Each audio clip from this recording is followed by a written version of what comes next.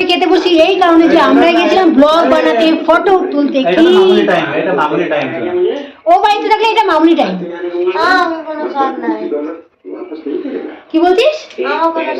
ও মুখে কোনো স্বাদ পাচ্ছে না বন্ধুরা। ঋতিকার মুখে কোনো স্বাদ নেই, কোনো কিছুতে টেস্ট লাগছে না। কেন জানো? তার কারণ হচ্ছে ঋতিকা কোল্ড হয়ে গেছে আর ওর কোনো কিছুতেই টেস্ট লাগছে না, তাই না ঋতু? হ্যাঁ বন্ধুরা, আজকে রান্না করছি লাউয়ের ঘন্ট, পাতাকপি ভাজা আর আম দিয়ে ডাল। 3টের সময় বাড়িতে এসে 4টের মধ্যে এই রান্নাগুলো করেছি। তোরা তোর বাবার কথার মধ্যে আমি নাই। হ্যাঁ বাবা, তোমার তো তুই আর তোর বাবা বোঝ। তোরা তোর বাবার কথা তো তুই আর তোর বাবাই বুঝবি, আমি না। এই খেলার মধ্যে আমি নাই। কেন বলো তো এই খেলার মধ্যে আমি নেই? দুজনে খেলবে, তারপরে যদি কিছু হয় ঋতিকা এখানে করে চিল্লাবে, ওর বাবা ওকে বকবে, সাথে আমি যদি ঋতিকাকে বাঁচাতে যাই তখন ওর বাবা আমাকেও বকবে, এই নিয়ে বেরিয়ে যাবে ঝগড়া। তার জন্য ওদের কোনো খেলার মধ্যে আমি নাই। এমনিতেই অনেক বেলা করে খেতে